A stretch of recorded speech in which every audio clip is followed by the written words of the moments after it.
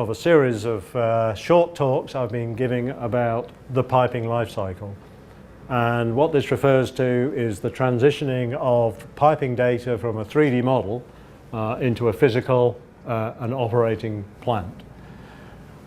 We've already covered the stages of what happens in design, work preparation and fabrication, and we've seen the important concept that the data that originated in the 3D design model has flowed through the whole system.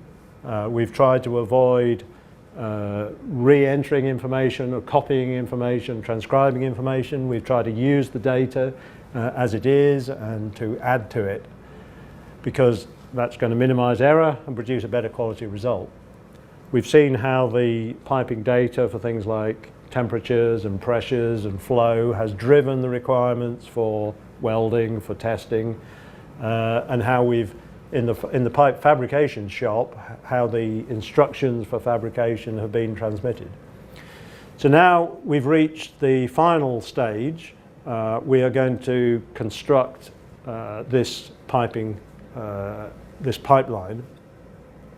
And what we're starting with is a whole bunch of spools that have been fabricated in the shop and delivered to site, and a whole bunch of material that is required for erection. So these are things like gaskets and bolts and perhaps valves that are not part of any spool, but was in the original isometric. So material management, procurement of material, ensuring that material is available on time is a key thing.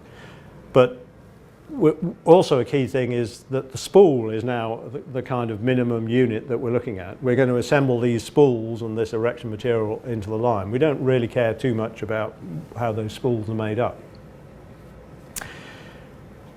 And in some cases, this is taking place on site, and in some cases, this may be a further stage in the workshop where we assemble this into a module, but it's basically the same principle.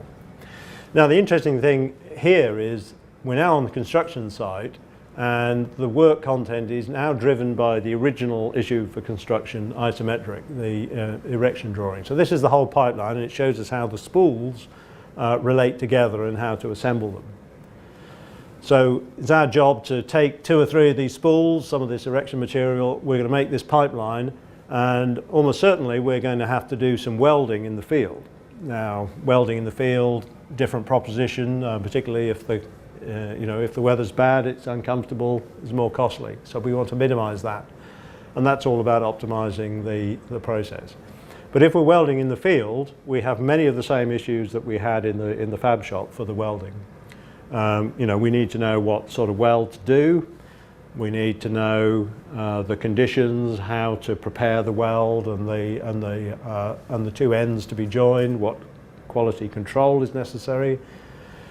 And equally well, we need to report progress. We need to make sure that everyone that we're working for understands where we're up to. Are we 50% the way through, 20% the way through this process and all the steps we have to take? So at this point, we can assemble a whole series of lines. Now, if we track right back to the beginning of the process in the 3D model, you'll remember that we split the 3D model up into these ISOs, into these sheets on the ISO. And we pointed out that the sheet was kind of an artificial and strange concept to drive this construction work process. And actually, typically, even the line level is not enough, because in terms of commissioning and operation of this line, we're probably interested in an assembly of lines into a system that does something in particular.